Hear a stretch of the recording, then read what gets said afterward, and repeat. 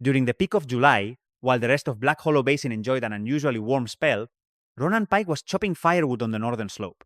He worked alone above the town, stacking not just one or two cords, but entire walls of timber, with piles rising higher than a person.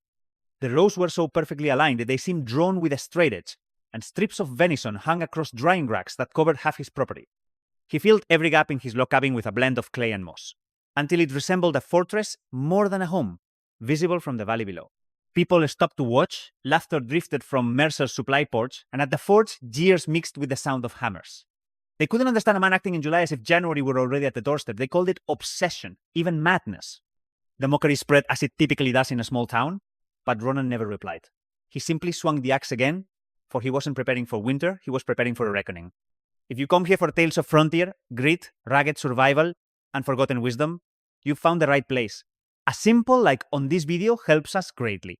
And subscribing ensures these stories aren't lost to time. No matter where you're watching from, a small town like this, or a bustling city, let us know in the comments. Judgment had visited Ronan Pike once before, years earlier, long before Black Hollow Basin. Before building his cabin on the north slope, Ronan worked at a timber camp along the lower edge of the Absaroka range. It was rough country. Good for pine, bad for mercy. He hauled freight in summer. In autumn, he repaired sled runners, and when winter set in, he cut roads through drifted timber. His younger brother Elias worked the same camp. Elias had a wife named Ruth and a baby girl so small, she slept in a wool-lined crate near the stove. The winter that took them did not start with any dramatic event. That was the lesson. It began early. One storm followed another, then a supply wagon was delayed, turned back, and finally lost.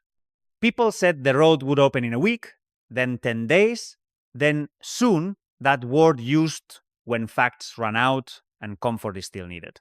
Supplies didn't vanish all at once. They narrowed. Beans were stretched with water, flour mixed with coarse meal, bacon grease saved, then scraped, then gone. Firewood was counted, then recounted, then carried inside in smaller loads because no one wanted to see how little remained. As the stack against the wall shrank, Ruth grew quiet first.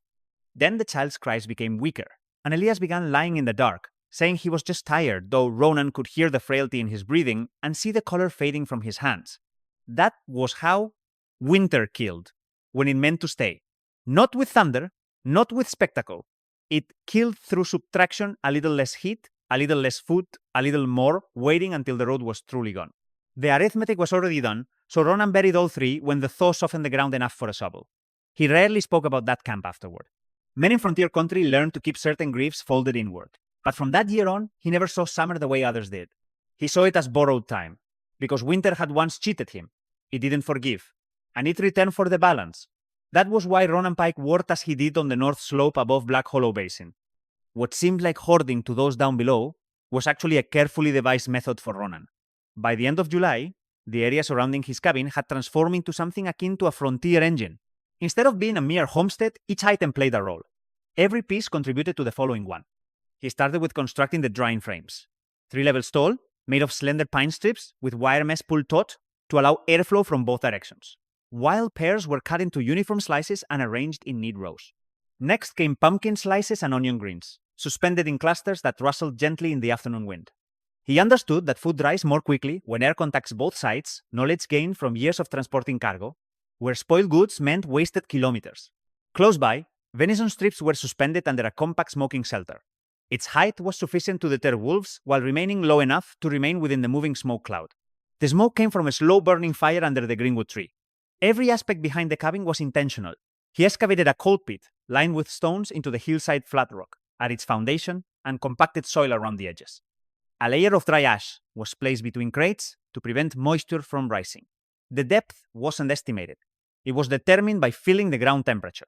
Approximately 0.9 meters deep in contrast to 0.3 meters. Next came the timber. While most folks in the valley would stack their firewood in a single long pile and consider the job finished, Ronan sorted his. First, kindling short, slender sticks for rapid ignition. Then, stove wood split logs designed to sustain heat during supper. Finally, the thick chunks, dense spine and narrow trunk pieces.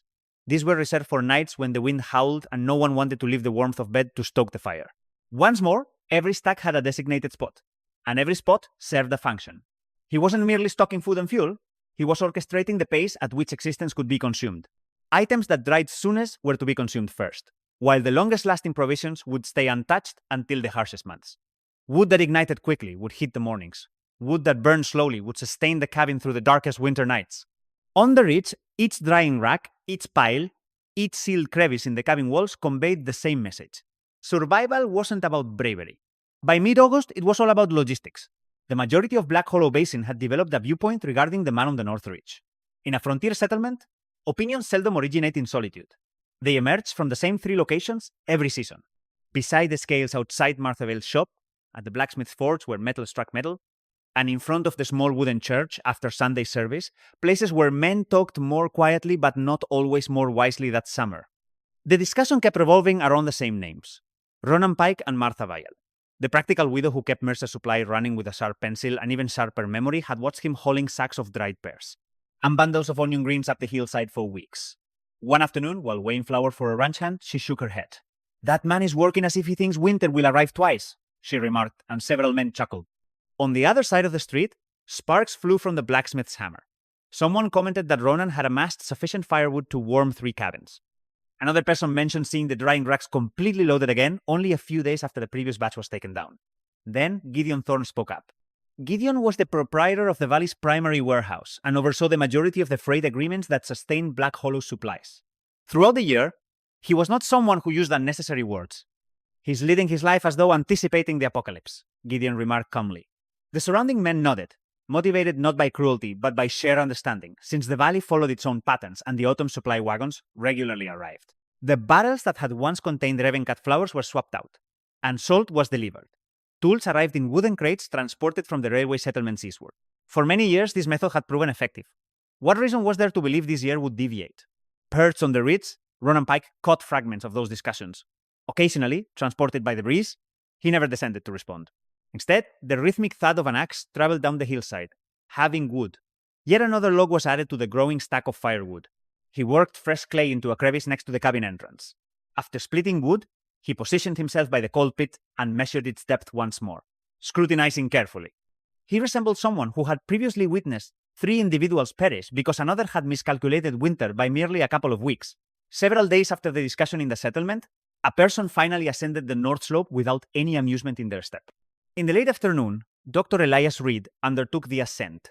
Reed served as the valley's sole medical practitioner, a reserved individual.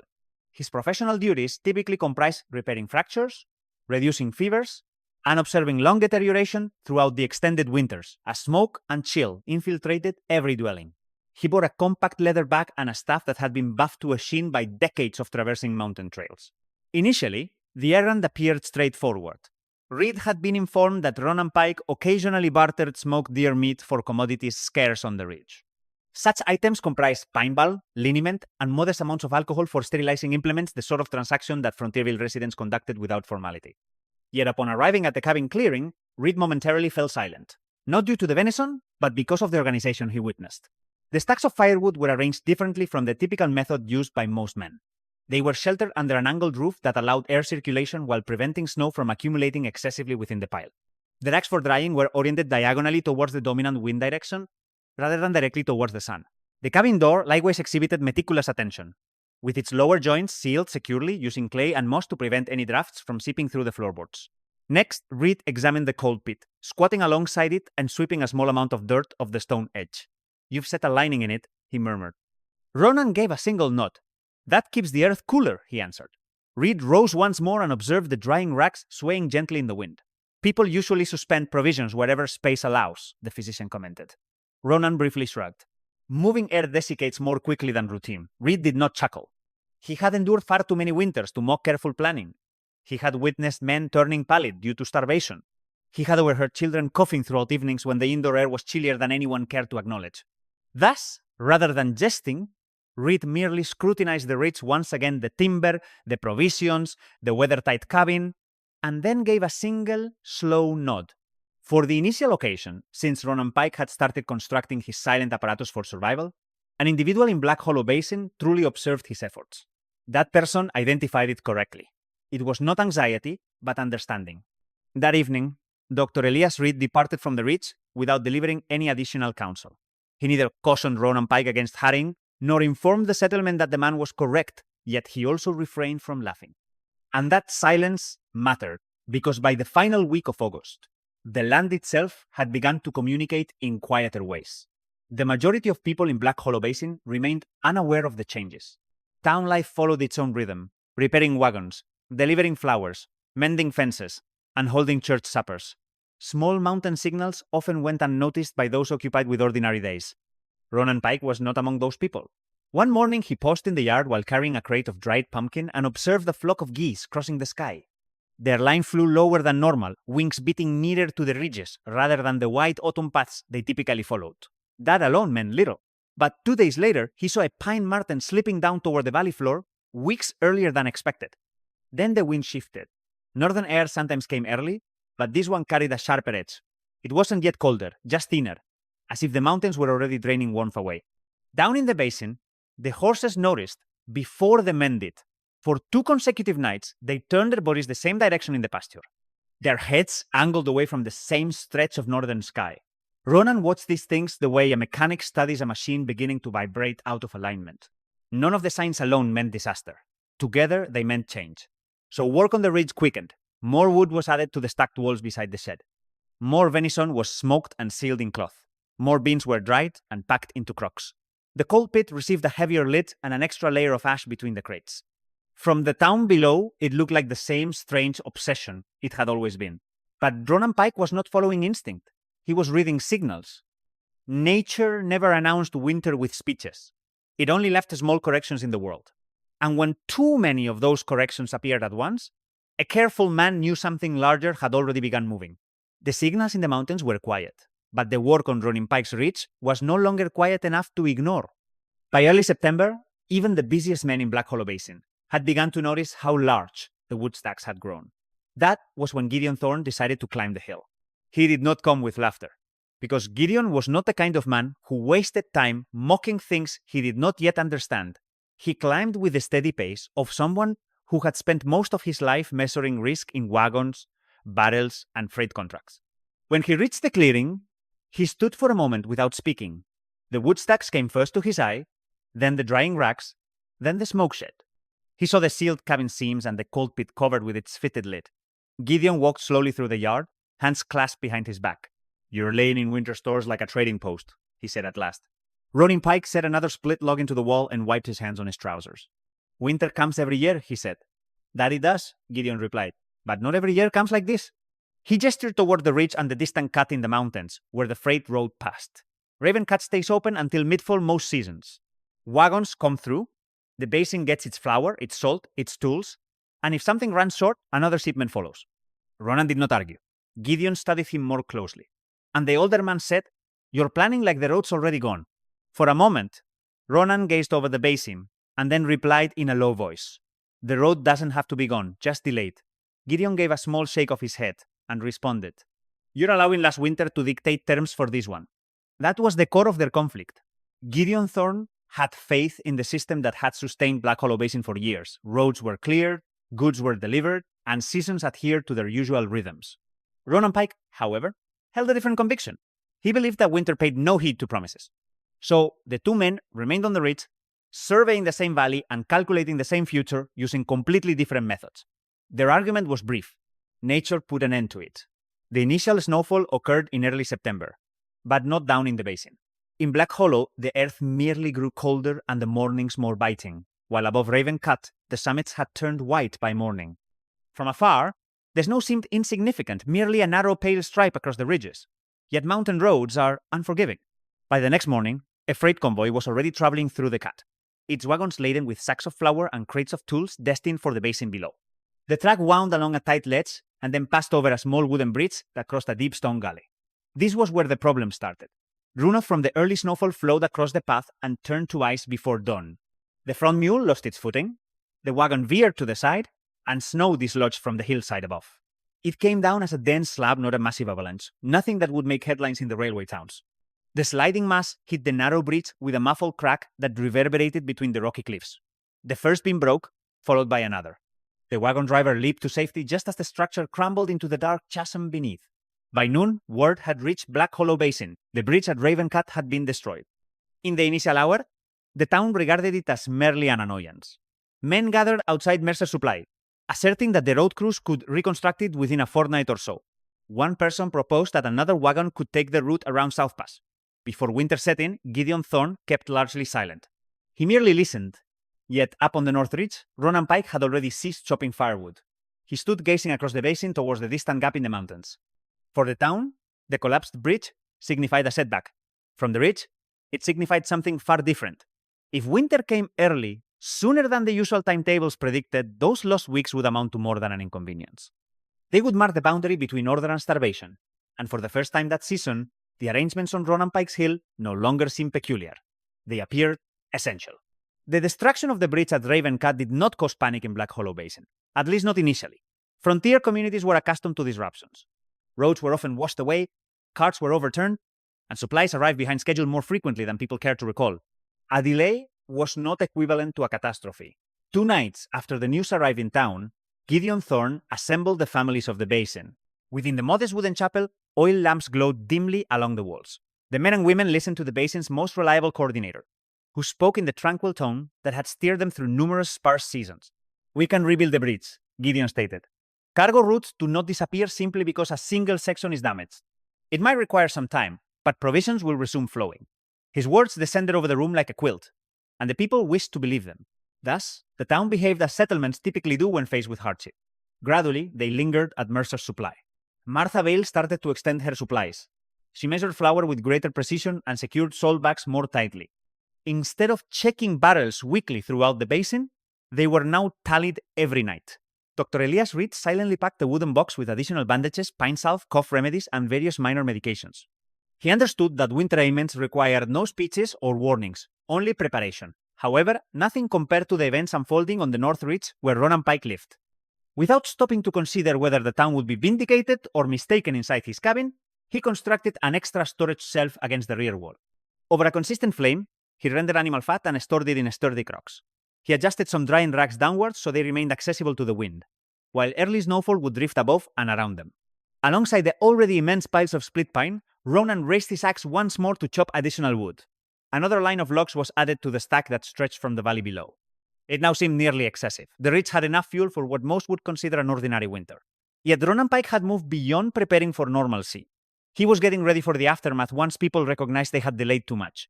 The period of waiting concluded earlier than anyone in Black Hollow Basin anticipated. The first blizzard struck in early October, arriving without the gradual warning typical of most winters. One evening, the sky above the basin was merely gray and constricted. By midnight, the wind had gained power, and snow started to fall sideways, growing heavier and faster. Come morning, snowdrifts were already ascending the fence sides. The wind swept through the valley as if alive, bending young pine trees until their tops brushed against the icy atmosphere. People had to shove doors open with their shoulders, and animal sheds creaked and groaned in places where the planks were never designed to withstand such wind. The storm continued beyond a few hours. It persisted for 3 full days. The basin vanished beneath white, while the town experienced movement and roaring wind. The initial challenge was maintaining heat. Those who had gathered only moderate wood piles saw their stoves consuming fuel more quickly than anticipated. The fires required replenishment every 60 minutes. Buckets for ash became full rapidly. The chill seeped beneath doors and through window crevices. Provisions soon became scarce. Inside Mercer's supply, Martha Vale positioned herself behind the counter. As a small queue developed in the dimly lit shop, the shelves remained partially stocked, but the calculations had shifted. She measured out flour for a rancher's wife and hesitated before passing the bag over. "I'm dividing this," she said softly. The woman appeared bewildered. "Half for today," Martha added, "and half for next week." Even as she uttered them, the words felt incorrect. Outside, the wind wailed down the deserted street. Nobody laughed any longer at the man living on the ridge. For when the blizzard abated enough for people to venture outside, all gazes shifted toward the north slope. Through the blowing snow, they observed a slender plume of smoke, ascending steadily from Ronan Pike's chimney. Behind the trees, the cabin windows emitted a soft glow. There was no panic, no urgency, only warmth, and that straightforward indication. The calm smoke rising into the turbulent sky offered the first proof that the man they had ridiculed all summer may have been preparing for something the rest had not imagined. The storm did not conclude with the passing of the first blizzard. It returned in waves. The following week, wind swept down the valley once more, this time colder, and the snow hardened into crusted layers. When footsteps landed, they broke through the surface with a crisp snap. As wood piles on the north ridge shrank, the smoke from the basin's chimneys grew thinner. Ronan Pike kept the stove running steadily. The cabin held its warmth because it was built for insulation. The seal joints blocked drafts, and the wood stacks beside the shed ensured the fire never needed to be rationed. Late one night, as the wind pressed hard against the cabin walls, Ronan heard a sound that didn't belong to the storm. It was a knock, irregular, weak, 3 uneven strikes on the door. Ronan rose from the chair by the stove and opened the door, and a boy collapsed inward with the movement. Caleb Dunn, age 16, was the thin errand boy who carried parcels between the store, the forge, and the outlying cabins. He had climbed the ridge through drifting snow. His coat was stiff with frost, and his hands trembled so severely he couldn't speak. Ronan didn't waste time with questions. He prioritized warmth, slowly guiding Caleb near the stove without placing him too close to the heat. Thawing frozen bodies too quickly caused burns easily. Then he poured a cup of warm water and held it in the boy's hands until the shaking eased. Only after that did Ronan ladle a thin broth from the pot hanging above the stove. Caleb drank in small, careful sips. Color gradually returned to his face. When the boy could sit upright again, Ronan spoke. "You work if you stay." Caleb nodded at once. "You touch nothing unless I say another nod, and you don't tell the basin what's in this cabin." The boy swallowed and nodded a third time. Ronan looked at him a moment longer, then added the final rule. "When trouble comes, you listen." He closed the door behind them. Outside, the storm pressed against the ridge. Inside, the fire burned steadily, and for the first time that winter, Ronan Pike's careful preparations were protecting more than just one life. After that night, the storms didn't leave. They kept returning, snow layering over snow until the basin's fences vanished beneath pale ridges. Paths between cabins narrowed into hard-packed tunnels, and each fresh wind erased the previous day's tracks inside Black Hollow Basin. Wood started disappearing faster than flour, and a boy in the far cabins developed a cough that rattled through the thin walls. At night, a young girl fainted while helping her mother shovel drifted snow away from a door that no longer opened fully. People had begun counting their food weeks earlier. Now they counted heat. One gray morning, 3 families gathered near Mercer's supply. No one said the words aloud at first, but everyone in that small circle already knew the same thought had taken hold. Martha Vile was the one who finally spoke it. She wrapped her coat tighter, looked at the children beside them, and said quietly, "We're going up," but Gideon Thorne did not come with them. The basin's most respected voice stayed in town, yet no one doubted he understood what the climb meant. This signified that the town had stretched its pride to its limit. The group forged through snowdrifts up to their waists on the hillside trail until the cabin came into view among the trees. Chimney smoke climbed steadily into the sky. Ronan Pike opened the door before a knock could be made. Snow was driven across the clearing by the wind as the family remained silent. At first, no one communicated clearly. Broken sentences made up their requests and explanations that had lost their significance. Ronan took a moment before responding. His gaze first fell upon the children. A boy with a cough, a girl whose face was pale and who leaned on her mother, and 2 smaller kids holding onto heavy coats. Only then did he turn his attention to the adults. When he finally spoke, his tone was even and composed. The children remained. The parents exchanged glances. "You return?" Ronan went on. "You fetch firewood, labor, whatever is of use." The decree hung over the clearing, more demanding than the gale. Provisions come next. There were no objections. The circumstances were severe. Egos smarted in the ensuing quiet. Yet each parent who stood in that snow realized the same truth simultaneously. The Ridge cabin had ceased to be merely Ronan Pike's dwelling. It had become the sole location in the valley that had stockpiled sufficiently to sustain the coming generation. The children passed through the cabin's entrance one after another. With that hushed transition, the man who had devoted his summer to piling firewood and preserving food transformed into a completely different entity. He assumed the role of the Ridge's guardian. As soon as the kids were inside, the character of the Ridge shifted. What was once a lone refuge constructed for a meticulous man gradually evolved into something different, a compact community. Ronan Pike did not attempt to soothe the children with tales or gentle assurances. That was not the type of assistance he was capable of offering. As an alternative, he assigned them tasks. Labor was more reliable than terror. Caleb Dunn, the first child to come, took on the role of maintaining organization. Ronan demonstrated to him the proper place for each item, and he explained the importance of each minor duty. Start with the kindling. Ronan instructed him one morning, passing him a small pile of split wood. And tally it. Caleb arranged the sticks cautiously beside the stove, and from that point onward, he counted them each evening. The younger kids received less demanding tasks. Each morning, one child swept the floor to prevent wet snow from seeping into the woodwork. Another child rotated the final racks of dried fruit placed near the wall, ensuring air continued to circulate around them. 2 more children tied herbs and onion shoots into small bundles for storage. Even the tiniest hands were assigned the task. Daily habits permeated the cabin just as heat emanated from the stove. Mornings involved inspecting the fire and gauging the wood supply. Midday meant rotating the provisions and drying damp gloves by the source of heat. Evenings required recounting the provisions prior to dimming the lamps. This regimen prevented the cold from penetrating too deeply into their minds. 7 days afterward, Dr. Elias Reed ascended the ridge once more, hauling a small wooden box through the snowdrifts. The crate contained cough remedies, bandaging materials, and the limited medications he was able to part with. In the valley, he examined each child individually. Their respiration was regular, and their skin had a healthy hue rather than the pallid gray that Reed had anticipated. No elevated temperatures, no severe coughs. The physician gave a single nod while facing Ronan. He whispered, "Your system's holding." Outside, Martha Vale observed the kids carrying small loads of timber onto the veranda and arranging them with focused effort. For many months, she had believed the ridge was where an obstinate man stored his surplus. But now she perceived it differently. Readiness had turned into order, and order had transformed into endurance. Within that cabin, the lengthy winter evenings were not faced through mere hope. They were sustained by discipline, careful allocation, and the consistent presence of a man who spared neither movement nor fuel. The basin had already been tested by winter, yet the real ordeal was still to come. It arrived afterward in a blizzard that people would recall for many years, the one that later became known as the Long White of '86. Initially, the wind shifted. It stopped driving snow across the valley bottom and began raising it, causing the air to become filled with white motion that obscured both distance and orientation. Simultaneously, snowdrifts rose above fence height. Barn doors became half buried under compacted snowbanks.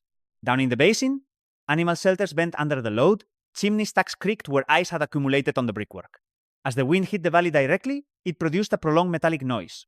It appeared to twist through every flue pipe and roofing timber inside numerous houses. Stoves started to go out, and firewood became scarce. Men who had assumed their wood piles would suffice for the season started burning chairs, fractured fence posts, and tool grips in their stoves. Cookware contained more watery food, and each evening the stew was spread among a greater number of bowls. There were no declarations to signal the shift. The basins simply started losing territory.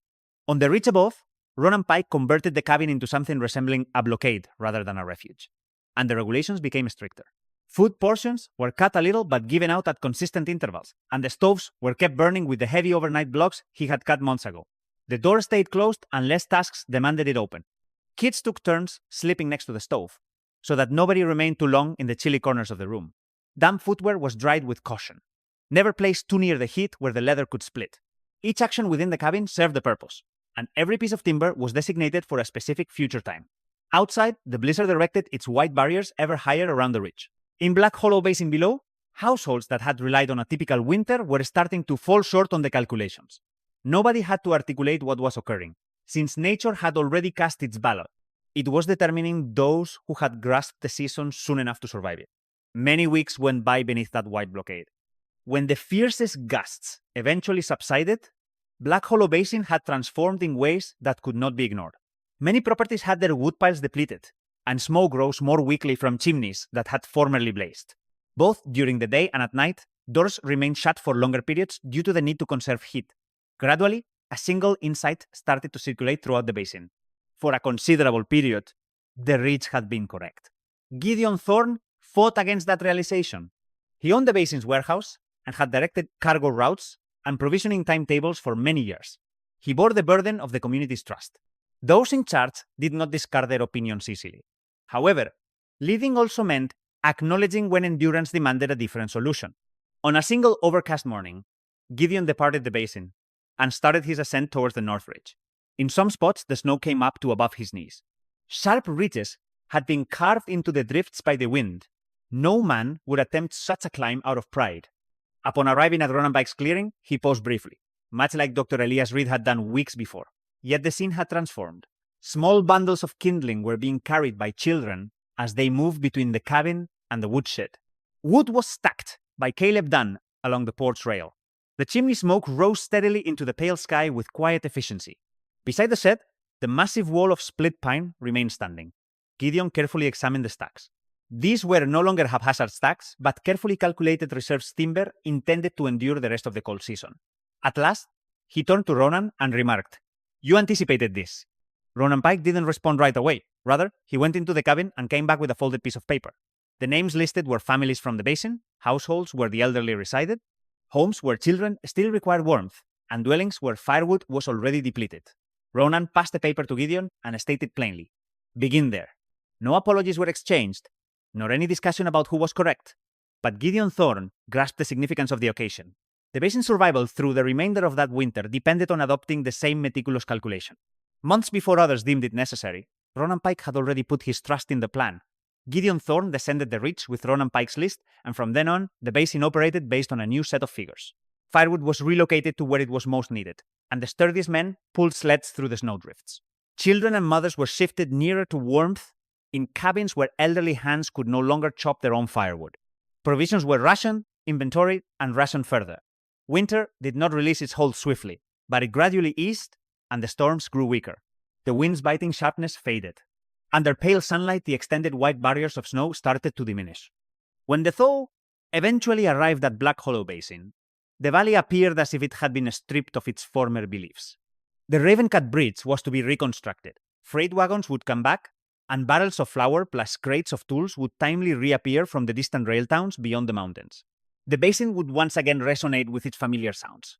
Men would discuss horses, women would exchange seats and gardening layouts, and children would dash between cabins where snow had previously buried the fences. However, one shift occurred. Summer was no longer regarded as a time of relaxation. Martha Vial at Mercer's Supply started ordering flour and salt several weeks earlier than she had ever done previously.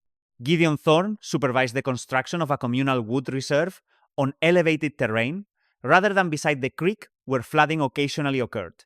Dr. Elias Reed compiled a detailed inventory of medications and dried provisions that each household should maintain throughout the warm season. Being prepared had become a matter of common sense. The children who wintered on the ridge recalled those months in Ronan Pike's cabin, as if they had endured a tough semester of lessons. They remembered tallying kindling, cycling through dried fruit, and monitoring the fire to ensure no spark was squandered. Ronan Pike never delivered a lecture on any of these practices. As the snow retreated, he merely unlatched the cabin's shutters and took down the boards that had blocked the doorway. He inspected the cold pit against the winter wind. He tilled the ground where new racks would be placed and started cutting the initial small piles of timber for the forthcoming year. The sun had only just started to warm the ridge, yet Ronan Pike was already getting ready once more.